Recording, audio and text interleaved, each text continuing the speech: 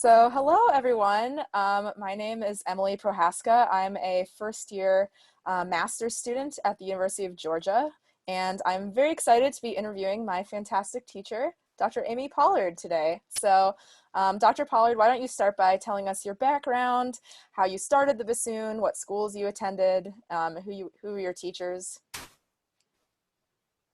Yeah, hi. Thanks, Emily. Hi, everyone. Um, so I started in music after fourth grade.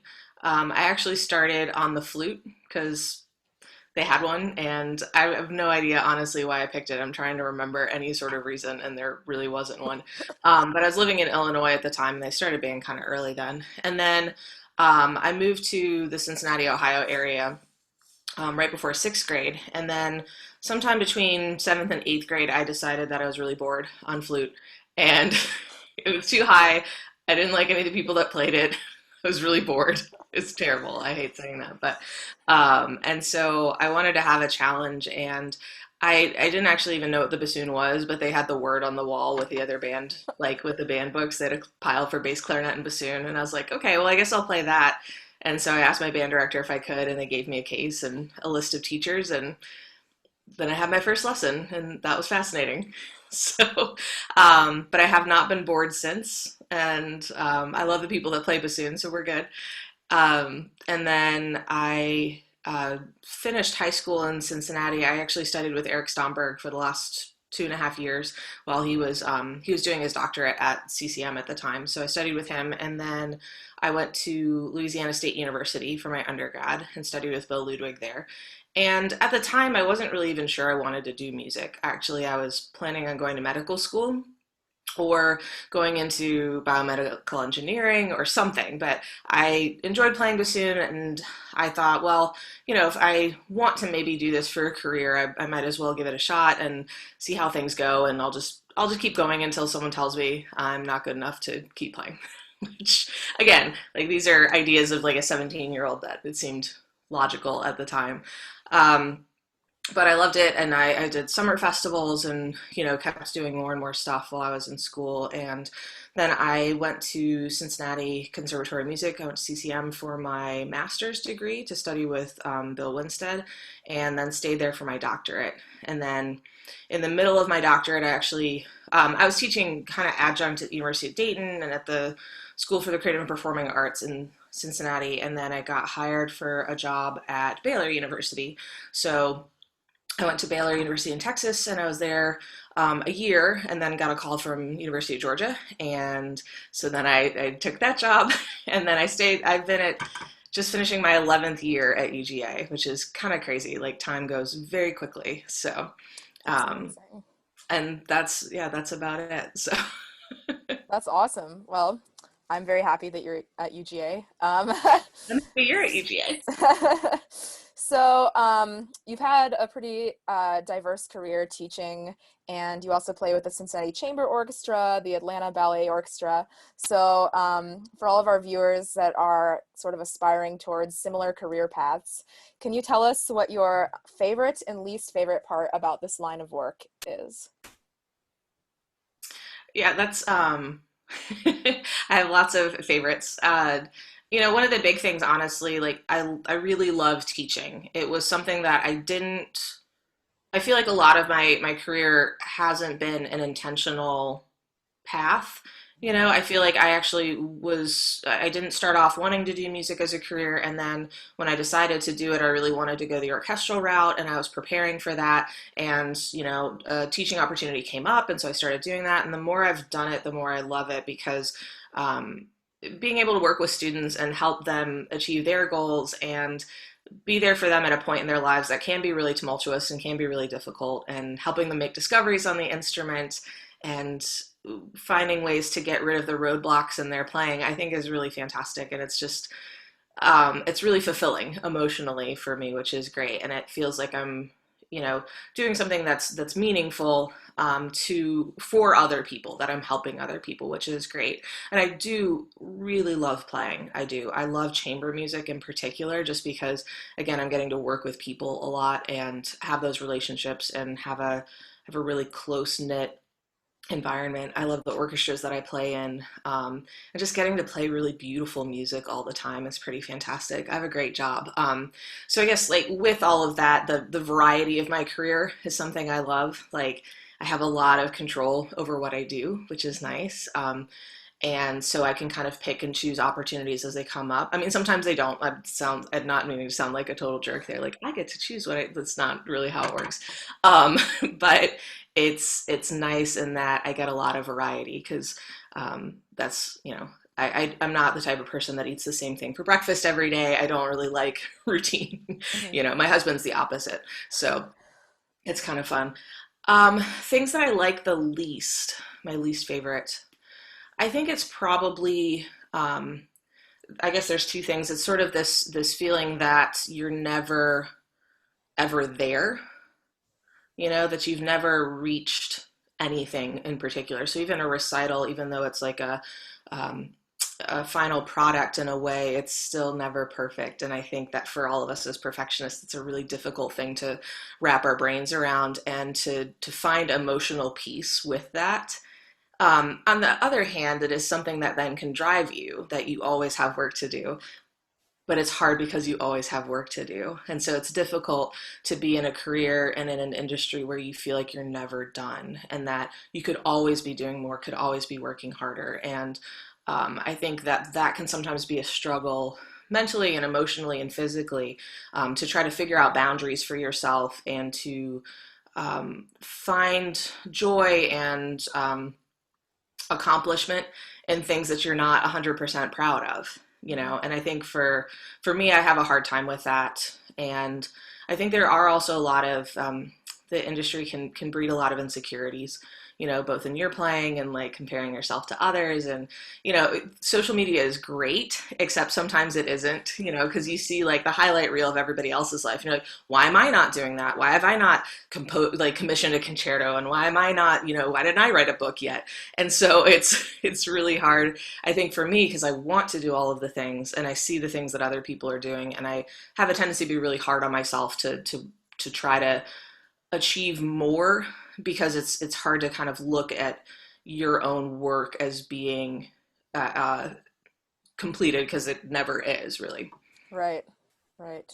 Well, I have some questions coming up that will sort of unpack some of these things like imposter Great. syndrome and such. But a large portion of the audience that are listening are students, and they aspire to have a career like yours. So, what advice do you have for somebody who is wanting to follow in your footsteps? Oh, and sorry, I'm drinking coffee, by the way, like Oh, trying to okay. stay awake at this point. Um, I think the biggest thing is, I know I kind of just went against this, but trying not to compare yourself to others as much as you can, like to focus on your own personal growth and your own personal journey. Everybody's career path is different. And I think that's another thing is that I feel sometimes it comes across as though there's one linear line of like, no, you do this and then you do this and then you success, right? Like, it's kind of like in South Park that, the underwear gnomes, it's like step one, whatever, and then step two, question mark, step three, profit.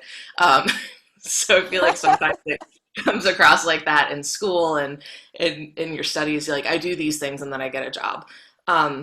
So I think being open to opportunities, and there is, it's not necessarily that there's a lot of luck involved in the industry, but you have to wait for doors to open, and you are never in control of when that happens. Hmm. As hard as you work, you can't make someone in an orchestra retire. You can't make a job opportunity appear. So the biggest thing that you can do is work really hard and get yourself into a position where you're super prepared and then be able to take advantage of those doors when they open so that when opportunities arise that you're ready and that you capitalize on that and that you feel build up a confidence in your abilities and your strengths to then go forward and attack that responsibility. So that would certainly be a big one. And then know and anticipate that there's going to be some roadblocks, particularly going through the school process. I feel like everyone during their doctorate has a breakdown of like wanting to quit bassoon and like be done. And I mean, I certainly went through it. So there's I think it was like maybe, I don't know, midway through my first year, second year or something. And I was like, all right, I'm done. But know that that's part of it. And it's okay if you go through phases where you don't want to practice. And it's okay if you go through phases where it feels like work, because it is work. And reminding ourselves of that all the time is that, yes, this is wonderful and it is fun and it is great, but it is a job. Mm-hmm. You know, and all jobs are going to be a pain in the ass sometimes. So Right. that's okay. Doesn't mean you're a bad musician, doesn't mean you're a bad bassoonist. That's really good advice. So you talked about this a little bit in this last question, but how do you define success? Yeah, I don't know. Uh, yeah, that's I know you sent me the questions, which is great. And I looked at that and I was like, I don't know that I have an answer for that, which is terrible. Um, I guess it's sort of, I think it's really different for everyone, and for me, it's different based on the day and based on the week. I think in an overall generalization, I feel successful if I know that I have positive feedback from students that they are getting something good out of lessons, that they feel like they're achieving what they want to do, and I feel like they're getting closer to their goals. That makes me feel successful as a teacher, is that that idea again of helping others. I do feel successful when I'm on stage or I'm in the orchestra and I play a phrase that I really like, you know, and I feel like I do something well. You can't dwell on that because then you screw up the next thing. Right. So you have to stay very present. But that is something where it's like, you know, every once in a while you have that feeling, you're like, yeah, that was great. And that's, you know, then you miss an entrance. But that certainly can feel successful. You know, when I was an undergrad, I kind of at one point had a thought for a long time that I really wanted to have a career like my teacher, like Bill Ludwig. And, you know, I wanted to teach and I wanted to play in an orchestra and kind of do all of the things. And then at some point, after I was at EGA for maybe a couple of years, I had the realization that I was actually doing that. You know, I was like, oh, this is, I'm doing the thing that I thought I wanted to do. And I guess I was kind of surprised that I had never really felt that aha moment before. Again, because it's sort of like there's all these other things that you can do. But I think kind of looking back on where I've come from and the progress that I've made and kind of trying to make my own highlight reel of my achievements can help me to feel successful, particularly when I'm having those days where I feel like things aren't going the way that I would like. Yeah, that's that's really good. It's really hard to pinpoint any sort of definition for success, but Yeah, I have no idea. I'm existing. I have a job. I can support myself playing bassoon, so that's also very successful. sounds really successful to me. So, I can buy reeds, you know, yep. well, cane. And I can So attest you're a very successful teacher, so can thank attest to you. I that. promise I didn't pay Emily for any of this endorsement. I'm the UGA. No, okay. Um, so a lot of us are uh, looking towards a career as a professional musician, and we're starting to take auditions and think about interviewing for jobs and that sort of thing. So I know actually you have told me a little bit about the process actually this past semester when you were on a couple of search committees for a position at UGA in the music that opened up in the School of Music. So a question that I have is, what do you listen and look for when you're interviewing or auditioning future colleagues? So advice that I tend to give to students or even other professionals that, you know, are at like have an interview coming up and things like that. The biggest thing is to be yourself, but not too much. Like, I don't know if you've seen Friends, like, I think Monica gave Chandler that advice, like, be yourself, but not too much. Because the thing is that all of it is really about personalities and about how you get along. And so, particularly in a college teaching job, you want to go in there with representing yourself authentically, because I kind of talk about it like it's a first date. And if you go on a first date and you go to dinner and they want to order shrimp and you actually hate shrimp, but you're like, okay, yeah. And then the rest of your relationship, then you have to eat shrimp all the time, right? So you're like living a lie. So I think figure out, I know it's a weird analogy, but I think it helps, you know, and in feedback that I've gotten about interviews that I've taken, that's something that has come across that's really been helpful. So I think figuring, you know, making sure that you represent yourself well, do as much as you can as a teacher and as a player. Go into it without fear and without doubting yourself and who you are as a performer and as a teacher. Like there's no time for that. You can overanalyze it later if you feel like it. But in the moment, it's kind of making sure that your personality and your intentions and your priorities come through in it. And so I feel the same way about orchestral auditions. Like let's say Boston Symphony had an opening. I don't tell students to go and listen to every recording that they've done in the last 20 years and try to play like Richard Svoboda, right? Like I think that you need to go in and play the way that you play. Mm-hmm. Um, so, and then, if the conductor asks you to play differently or your section mates, then you can deal with all of that later. But I think in the colleagues that I've interviewed, like obviously I'm looking for a really wonderful player and a really wonderful teacher. Those are big things for me. In the resume round, I tend to look at the cover letter first. And listen to the recordings. Those are the two things that I do. I actually don't start with a CV because it doesn't, I mean, yeah, it's great if you went to a good school and it's great if you studied with wonderful people, but how do you come across as a person and how do you play? That's a big thing that I'm looking for first. And then in the interview process itself, is this a person that did their research on the school? Did you look up who teaches here and what kind of ensembles we have? And did you look at our website and our social media? Like having the interest on that end, I think is really crucial. And that's a step I see people miss a lot of the time. So if there are answers that you can get about the school by doing your own research, that's really essential. Mm-hmm. Because it shows that you are interested in the job as well and that you're taking the time to look at it. So those are some of the big things. And then obviously, a lot of times we have the candidate play with the other faculty in a chamber setting. And that depends on the school and what the position is and all of that. But that to me too is very telling in terms of how they work as a chamber musician. So, because you don't want to work with someone that's a jerk if you can help it. And like have to deal with that all the time. And I'm super, super fortunate at UGA to have amazing colleagues. And I love my woodwind colleagues and our oboe professor, Reed Message. He and I are best friends. And we joke that we're like, the double reed team that hangs out and watches college football and drinks beer on the weekends.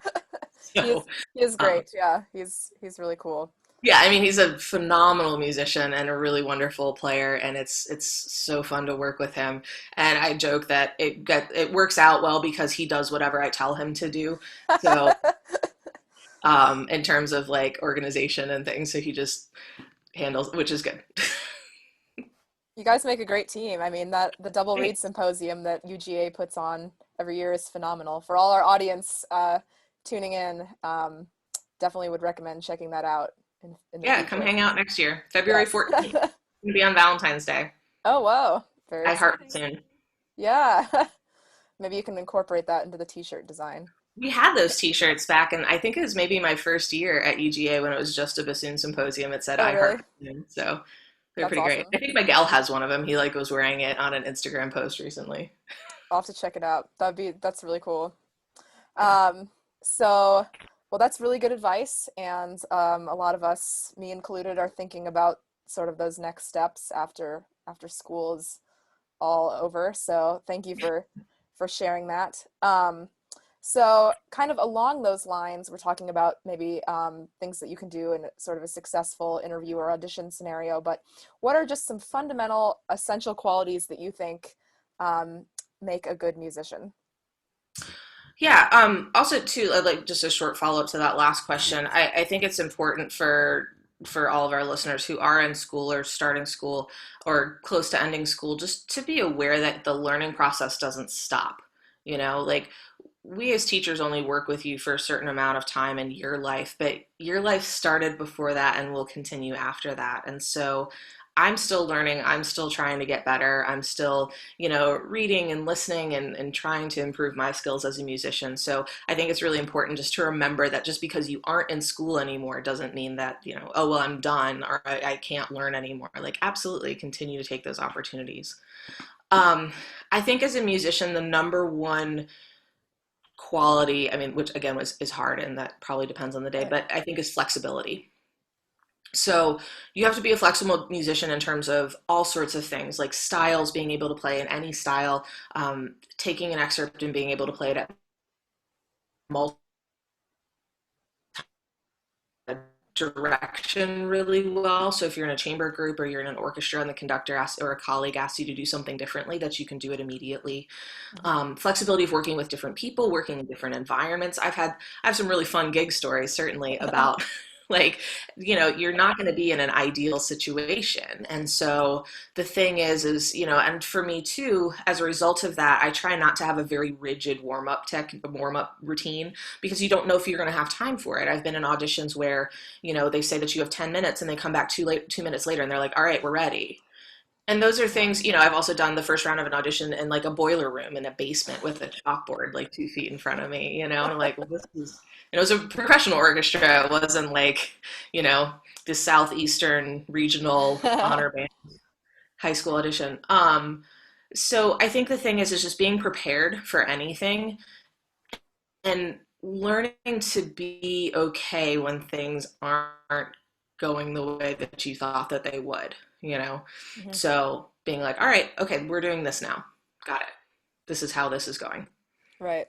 So, and that I think can help to smooth out some of those issues and allow you to be more successful and more calm with what you're doing. So I think flexibility, certainly. That's good. That's a good tip. Um, Sorry, it like froze for a second. Stupid Zoom. No, it's okay. Zoom is fun. Like, yay, internet. Can you hear me Although, like, now? what would we be doing without internet right now? So, I know, yeah, we're right? good. Okay. At least it hasn't been as bad as my lesson yesterday. That was a little bit frustrating. So, That's okay. I think it's phenomenal if you can play a low C without having the bassoon in your mouth. That's cool. just a special skill of The mine. delay was spectacular. So, we you have many admirers, including me, on that are watching, and we love you, and we love what you do for the bassoon world and the IDRS world, and so we were wondering, what is something that you're in your career that you're particularly proud of? I don't know. I I know love you it's guys too, by the way. Heart. Um, I don't know. I mean, I think there's a lot of things that I would say I'm proud of. I'm proud of the orchestral positions that I have. I'm proud of the chamber groups that I've formed and that I continue to work with. I do a lot of work with the Meg Quigley Vivaldi competition that I feel really passionate about. Passionately, that's the correct adverb there. I have been working a lot with IDRS over the last decade or so and performing, and right now I'm still working on helping to update their bassoon fingering charts along with Daryl Hale, and I just finished as one of the preliminary judges for the Gillet Fox competition, which was really cool to listen to all of that and very, very humbling. And there's so many wonderful, talented people out there. Last year I got to be a judge for the finals of the Young Artist competition for IDRS, and that was also just really phenomenal. And I guess too, like I was really honored to receive a teaching award from UGA last year. It was an award for undergraduate teaching, which was really cool. It Wow. also, came with some money, so I was able to buy a treadmill. So I was really happy about that. Sorry, that's That's not awesome. very helpful. um, but I guess those external markers of success are helpful. Something else that I think makes me feel happy about, again, it's just an idea of feeling useful. My doctoral dissertation was a performance guide to the bassoon works of Sofia Gubaidulina. So it's like the duo sonata, the concerto for bassoon and low strings, and then quasi Hecletus for bassoon, viola, and piano. And the entire intention with it was to then get it published, which I've been really lazy about and haven't done so.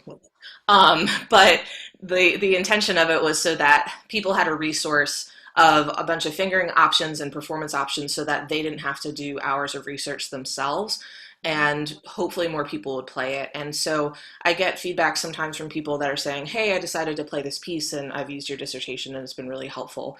And that makes me feel good, because that's something that I intentionally wanted to do and have as a resource for the bassoon community. And so the fact that it's actually being used like that, even though I haven't really pushed it as much as I wanted to, I still have time. But I think that's been really nice is to know that that's been a tool that's been helpful to the industry in some way. Yeah, certainly. I have a friend playing the duo sonata, and I recommended him to try to find your dissertation and read some things. So Oh, great. yeah. Anyway, so everyone should check that out if they're performing any of those pieces. Don't read the whole thing. Don't. It's like 180 pages. It's just ridiculous. So just look at the charts in the back. That's all you need. Well, Dr. Pollard, when we look at you, we see just so much success and accomplishment and contribution to the IDRS community. So, um, Well, thank you for sharing those. it's really hard to talk about myself. I know, Like really embarrassing, and I'm just like, I'm not okay. Thanks. Yeah, we're good. We're right? trying. So, something that you said earlier that I think is really important to remember is that we're lifelong learners, whether we're in school or not, or we're at the end of our career or not. So, given sort of the trajectory that you've taken, what is something that you wish you learned earlier in life? Um, I think I wish I kind of had been better earlier on about the idea of not comparing myself to others and trying to figure out again this concept of that you're never done, trying to figure out ways to be happy with myself and feel content at least with something that I've accomplished along the way. And to have this perspective of yes, there are all of these things that you can fix, but here's some positives. Like I tend to be really, really hard on myself. I tend to look more positives, and it's like, okay, yeah, those things went well, but they're supposed to go well, so we're not going to bother talking about them. Let's talk about all the stuff that needs to be changed. And that's certainly something in my teaching that I have to also then make sure that I'm not doing that to my students, and usually I'm much better at being nicer to my students than myself, which is another thing I talk about is talk to yourself the way you talk to your students or your friends. So I think I wish that um, I had dove into that earlier. Mhm. And then honestly, there's always like a regret of I wish I had practiced more. Um, but I think because maybe of insecurity or because of other things, I didn't take myself quite as seriously as maybe I should have. Mhm. That I didn't invest as much time in myself as I wish I did. And again, I'm not trying to say that from like an egotistical place, but it's the sort of thing that I think I could be a better performer and teacher now if I had put in more time when I was in high school, when I was in undergrad, even when I was in grad school, that I could have made some choices to spend more time with the instrument. I mean, I don't have regrets, obviously. Like, I'm super happy doing what I do. And, I really love my job and I feel very fortunate in that. I think it's just the sort of thing that, like, looking back, if there's something that I would have done differently, that certainly would have been an aspect of it. Yeah, I think many of us can relate to that for sure. Another thing that you said that I think a lot of us can relate to is that sort of idea of imposter syndrome and perfectionism and having unrealistic expectations for ourselves and maybe like a lot of negative, harsh criticism for ourselves. So something uh, that you are sort of I think known for is maybe your sort of research on perfectionism and performance anxiety and how all those relate and imposter syndrome. And something that I've personally benefited from as your student is sort of dealing with that myself because it is something that I've experienced and I think many of our viewers have experienced. So tell us a little bit about your experience with performance anxiety and imposter syndrome, a little bit about your research because I think that is just fascinating and super helpful. Thanks. Yeah. I think the biggest thing with imposter syndrome and with anxiety, like performance anxiety, is realizing that they're never going to go away entirely. And I think that one of the things that's really difficult about performance anxiety is that when we experience it, we try to run away from it. And that a lot of us, for our goal is to get rid of it, which I completely understand. And I would love to get rid of it too. But the problem is that we have to accept that as being part of our life experience as a musician. So if it's something that you're dealing with, your relationship with it will change depending on the day, depending on the year. But it's one of those things that we don't want to work on getting rid of it. We want to work on being able to make peace with it. So it's sort of like you have this really annoying person that then is coming on a road trip with you, and you're like, oh God, I don't want to take them.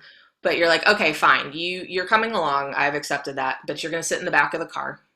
You're not going to talk. You're not going to choose the radio station. You're not going to give me driving instructions. You're not going to give feedback. You don't get to choose when we stop to go to the bathroom. Like, you can sit there and you can be there, but you're not in control. Hmm. And so I think the big thing with performance anxiety is figuring out how you can make sure that the anxiety isn't controlling you, that you're like, okay, this is here, but I'm doing it anyways. Like, I'm going to play anyways, and I'm doing this, and I understand that you're there, and you suck, and I hate you, but we're going to play, and you're not getting in the way of what I'm doing. And so I think that's really the big thing that we search for. And so I talk a lot about mindfulness meditation, which is really helpful, just the ability to choose your own thoughts and decide what you want to pay attention to. Because in our lives are made up. If you think of your life as a video or as a movie, your life is consists of what you choose to pay attention to. So what did you turn the lens on? You know, where's your focus right now? You know, are you looking at that adorable dog over there, or are you turned inwards and thinking about how you hate yourself at the moment? You know, what do you want your movie to look like? And so that's the big thing. It's not that the dog is going away. It's not that you know, frustration necessarily goes away. We're humans, those things happen. But it's what do we choose to pay attention to? And what thoughts that go through our mind, because our brain works in really fascinating ways. I'm a total dork, so I love doing like research on how the brain functions because I'm trying to like life hack it all the time of how can I be the most efficient. Um, but also understanding where all of this comes from rather than being like, I don't know, just sucks. Um, so these random thoughts will come up, and you guys have had it before. You're like driving on the road, and then all of a sudden you're like, what if that car came across the median and hit me? Like, if we think about that all the time while we drive, we'll never be able to drive. Mhm. But the thing is that when we're playing music, we focus so much on like, what if I miss this note? What if, what if, what if? And that can be paralyzing when you play and when you perform, the more you focus on those negative things. So the key is to learn how to take your mind from those negative thoughts that are really attractive, and they are really like, the more, you know, they're really visceral. There's a lot of like pain and tension, and like they're kind of in neon colors, but how to ignore that and instead turn your attention to what you want to be focusing on. So meditation is really helpful in training yourself to do that. And I will fully admit I was a person for many years that was like, oh, I can't meditate because I can't turn my mind off. I think too much. I'm too busy. I'm too scattered. I can't do that. But that's not the point. And I think I certainly didn't know that for a long time. So that's certainly one of the things that I stress in some different breathing techniques to kind of help your body get into a physiological state that is helpful for performance. So how to get your heart rate to relax, how to stop the giant testosterone flood that kind of, or the cortisol flood that like makes us really stressed out, and kind of counteract the fight or flight syndrome that naturally happens in the body. So to kind of help with those things. So you're working not only on your brain, but on your body also, because there are all these processes that happen without us being in control of them. They're just wired into our system. And then a lot of yoga, which is helpful. It's sort of like moving meditation, which again, if you think about it, when we are performing music, it's really a moving meditation. You know, we're focused on one thing and we're doing physical movements that are aligned with our breath. So yoga is really helpful in teaching that. With imposter syndrome, I think it's tricky. It really is. I still suffer from it a lot. You know, I'll hear people play and I'm like, well, what am I doing? Why am I here? How do I have a job? I'll just quit. Um, so I think the important thing to remember about that is that no amount of external success is going to make you feel better about yourself. Just like all of us have come off stage after recital and gotten compliments from people and we're like, oh yeah, but blah blah blah. Or they've said something nice and we're like, yeah, well they're full of shit, like they're lying, because I knew that was horrible. So that's the thing, is that no amount of compliments is going to change how you feel about yourself personally. So the big thing is to work on your relationship with yourself and finding those things to be happy about, finding those things to be proud about, and making sure that you're consciously doing that, even if it's not the way that you necessarily think automatically. It's really fascinating. There's a cool podcast about this called The Myth of Personality. It's on Invisibilia. I highly recommend it.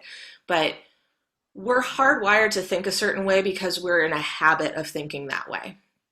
So personality isn't actually really a thing. It's just a series of choices that we tend to habitually make and thoughts we tend to habitually have about ourselves. And so you can change your personality. You can change the way that you think. You just have to practice it the same way like you change a fingering on bassoon. There's a really great Ralph Waldo Emerson quote that I like, that he talks about, in order to create a pathway on the earth, we must walk in the same place over and over again. And in order to create a deep pathway in our mind, we must think over and over again the thoughts which we wish to dominate our lives, which I think is really powerful. So it's like, if you want to think a certain way, then think that way and do it over and over again, which is going to feel inauthentic at first.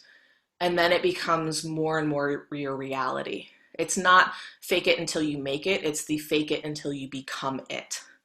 That's really the thing. And so developing a performing persona, developing a professional persona of this is the person I want to be. And, I'm doing it. I'm going to do it. It might feel stupid at first.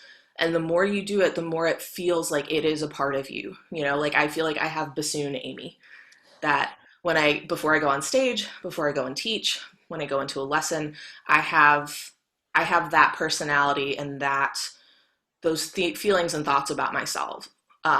That's different than personal Amy, right? Like I'm very introverted. I'm very shy. I hate meeting new people. It's awful.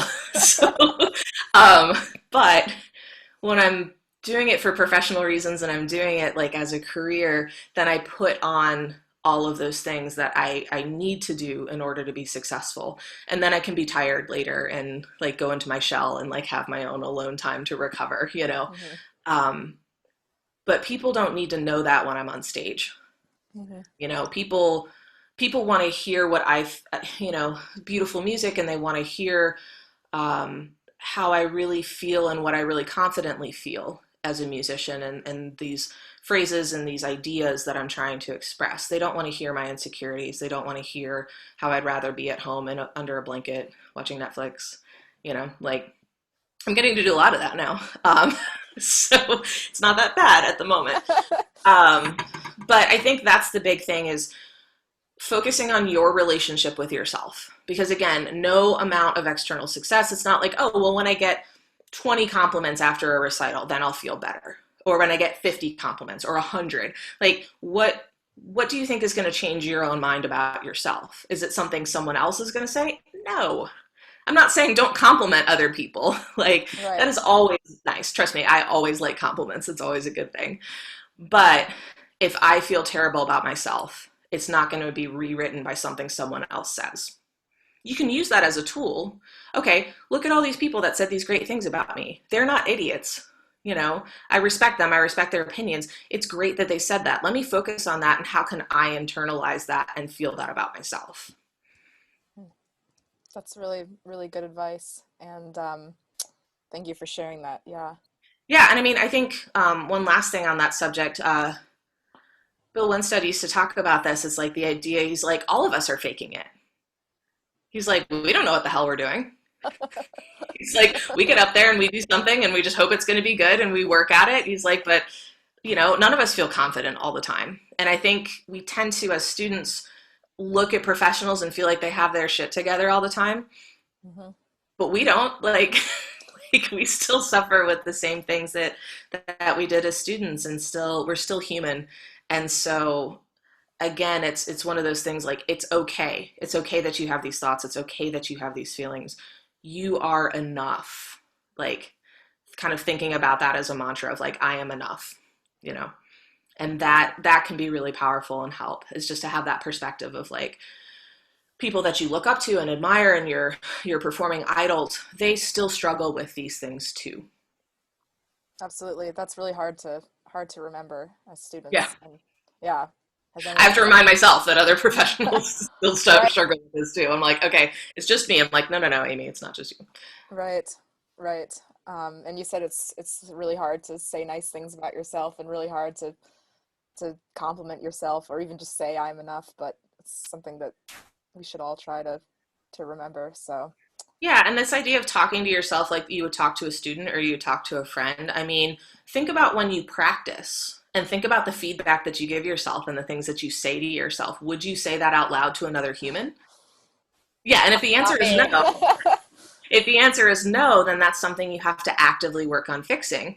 And this is something I like to point out as well, and it seems kind of weird, but your relationship with yourself, your friendship with yourself, that's the only friendship you're going to have your entire life. Hmm. I don't mean you're not going to have friends, right? Like you're going to have friends, that is the thing. But your friendship with yourself exists from birth until death. So why isn't that the most important relationship in your life? Because if it isn't, it should be. The way that you talk to yourself, the way that you think about yourself. Would you be friends with yourself if, or would you be friends with someone that talks to you the way that you talk to yourself? You know, that's an important thing to kind of think about. So giving yourself advice like you would a best friend, giving yourself feedback in the practice room rather than being like, oh, well, that was total crap. What did you do? You're an idiot. You're never going to be successful. You would not say that to a student. You'd be like, okay, that was interesting. Let's try that again. You Right, know, um, so that again, the more you can kind of cultivate that language, the easier it gets. But it does take work. It's not a natural thing. right, So talk to yourself the way you would a best friend. right. I'll mention this to those that are watching. Dr. Pollard has a class at UGA that focuses on sort of strategies for mitigating some of the negative feedback that we have and kind of focusing on performance anxiety. But I think the exercise that I was sort of auditing the class this past semester, but I think the exercise that you have for students to write down every, like, just sort of keep a daily journal log of like uh, all of their negative thoughts and then like write each one of them down and then replace it. So for every negative thought, you have to replace it with 3 positive thoughts. That is so hard to do. Absolutely. Yeah. Yeah, it was actually 5 positive Was it thoughts. So, 5? Okay. Well, I yeah, didn't do enough. I guess I couldn't think of enough. yeah, that every time you say something negative about yourself, you have to replace it with 5 positive things. And then you're like, okay, I don't want to say negative things anymore because I don't want to keep coming I up with know. all It's so this hard. positive stuff. It's You're so like, hard. this exercise sucks. I hate it. But, if our viewers are struggling with that, you should try it. It's actually really hard, and you'll be so surprised at how many negative thoughts you have every day. Like, literally, it could be every minute. At least for me, it Yeah, was. it's pretty amazing when you bring your attention to it. You're like, oh, this is terrible. I know. Um, And I have a lot of books that I certainly recommend that give you some step-by-step instructions. There's 2 different books by Don Green, Fight Your Fear and Win, and then Performance Success. Both of those are really helpful. If you're interested in some other resources, though, please feel free to email me, and I have a list of books and resources that I definitely recommend. There's on mindfulness, there's one called The Mindful 20-something, which is nice because it's geared more towards people who are in school and young, young adults that maybe their lives involve different things than those of us who are in the professional world and aren't going to class all the time and But doing those things. I mean, we're still going to class, but so it's geared and towards that, which is kind of nice, and so it kind of covers the basics, but in a way that's approachable. okay, very good. Well, a kind of a fun question to wrap things up. What is the most recent bassoon nightmare or dream that you've had? Oh, I know yeah. the reason I picked this question is because you've shared a couple of them with me before, and they're always hilarious. Oh, they're ridiculous. Yeah. The most recent one that I had actually was that my vocal opened up and it was like a crack from the cork all the way through the tip and it Oh just opened no. up like a potato that like split, you know? and I went to play. I was like at a concert, and there was like, I mean, this actually kind of happened sort of. I was at a ballet. It didn't open that much, but I was warming up for a ballet performance, and I decided to check the seal on my vocal, and there was none. And I was like, oh, well, maybe this is why I can't play in the low register. So it had opened up a seam, and I ended up scotch taping it to like make it through the weekend. But for that performance, I had to use a different vocal. So always have two. It's a good idea because you never know. But so that's the most recent one I've had. But the most common recurring one for me has to do with not being prepared. So like I show up to a performance or a rehearsal late, and my bassoon is like backstage, but then like my long joint is on another side of the stage, and I come out and like my I don't have a chair, and like the stand is 20 feet from me, and like my music keeps going everywhere, and so it's like I don't. It's like just one of those comedies of errors that that you see these in cartoons and like things all the time where you put one thing in place and something else goes flying. So it's kind of like that. That's probably my most common recurring bassoon nightmare is not being prepared. Um, I've definitely so had a number of those. Yes, number of those. yeah, certainly. But yeah, the most recent one was having a giant split in my vocal. That's So also very, that sounds like a nightmare. That sounds very terrifying. it wasn't the best. Every now and then I'll like wake up and be really afraid that I forgot something, like, oh, I had a rehearsal this morning, or was I supposed to be, am I supposed to be driving to Atlanta right now?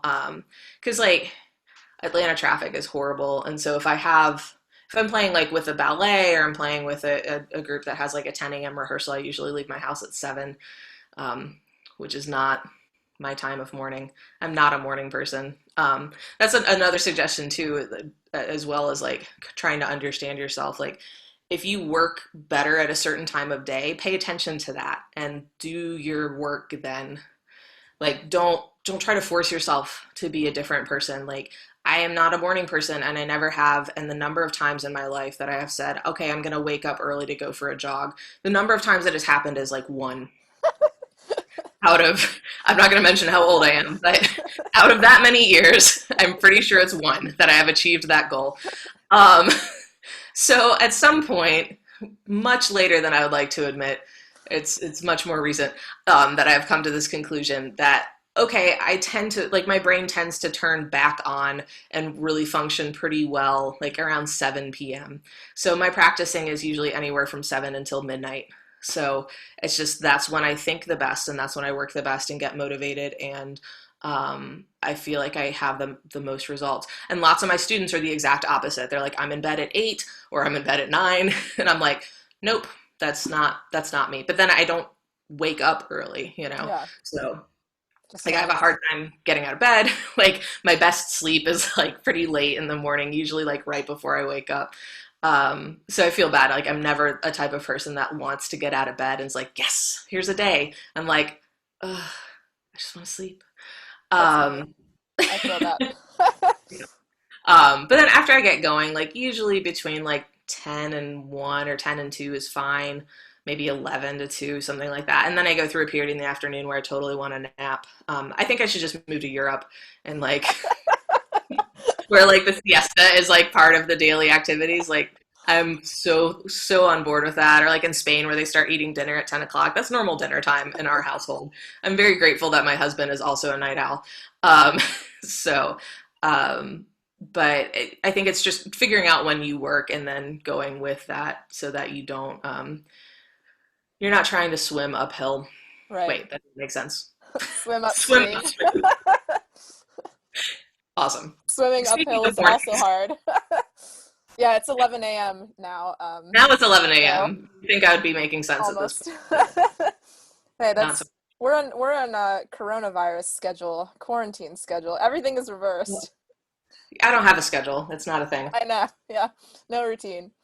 I mean, my Um, students at least know that they're never going to have a lesson, usually, certainly not before 9 a.m., but usually 10 o'clock or later is when I teach. So, yeah, I think the earliest lesson I had once was like 8:30 or something in undergrad, and I just was not playing well. I mean, my first couple of years at EGA, I taught freshman theory because Oof. there weren't a lot of bassoons that were at the school. And actually, when I started my first year, I had brought a graduate student with me from Baylor, and then there was one freshman, and that was the bassoon studio. Yeah. So that was fun. I actually had to play contrabassoon on one of the concerts on Brahms one. My parents happened to be visiting, so they came to the concert. I'm like, still in grad school. So, but we had freshman theories like at 8 a.m. I'm pretty sure it's at 8 a.m. every school. But like on my teaching evaluations, people would be like, this class is too early. I hate that it's, I'm like, I hate that it's at 8 a.m. And like, I would constantly tell the students, I'm like, look, I don't want to be here right now, but I am. And so you're Yeah. going to be here too. And That's we're right. going to learn about a dominant chord and, you know, Yep. 8 a.m.s are definitely the worst. this isn't our paggiatura, like, and we're going to stay awake. Yep. And, how, I felt bad for my bassoon students who were in that class that had to like take theory from me because there was no mercy. Like one of them fell asleep one time and I was like, all right, and I asked someone, I was like, give me your book. And I like dropped it on their desk and woke them up. And I was like, pull it together. So, Glad you're not teaching freshman theory anymore. oh man, me too. It's definitely Those were some years. That was a yeah. time. Well, claps because our bassoon studio is really big, and I can't believe like the transformation uh, that you've experienced with the studio through your career is really impressive. Yeah, Oh, I think thanks. we Well, have. you guys are awesome people, and that's the biggest thing. It's not about numbers, it's about quality. Like you Right, guys right. are all amazing people and players and Thank musicians, and you. you know, Yeah, I'm happy with the camaraderie that we have in the studio and with the uh what's the word? With the environment and like the culture that we've absolutely. got. Yeah, Just it's a really really special group. I'll just not try. My job here isn't a recruiter, but I will just say it's like fine. it's a really special group, and I when I was applying for graduate programs, I noticed that when I came to visit, and it was kind of like a unique environment, unlike any of the other ones that I had experienced or visited, and everyone is just so supportive. So that I mean, Yeah, I think a lot of that comes from the teacher as well, like just the environment that you create and foster with your students. So thank you for nice. I making it mean, so welcoming. it's so important. Like Oh, you don't absolutely. get ahead by crawling over someone else. Hmm. Like we can all help each other and support each other, and there's all kinds of opportunities for success. So if someone else achieves something, it doesn't mean that you get less. It's not pie, you Right. know. So like I think it's really important in a studio environment to really focus on what you're doing, but then help other people too, and like realize that you can give someone a hand up and help them, and you're not crawling over anyone to get to the No, top. It's not the point. absolutely. It's a learning experience. And I've learned so much from my colleagues, not just in the bassoon studio, but I think in the Hugh Hodgson School of Music as a whole is really a special and supportive environment. So, Yeah, I mean, yeah. I'm grateful for the faculty that are there, and I feel like everyone is there for the students, Yeah. which is a huge change, or not a change, but it's hugely important.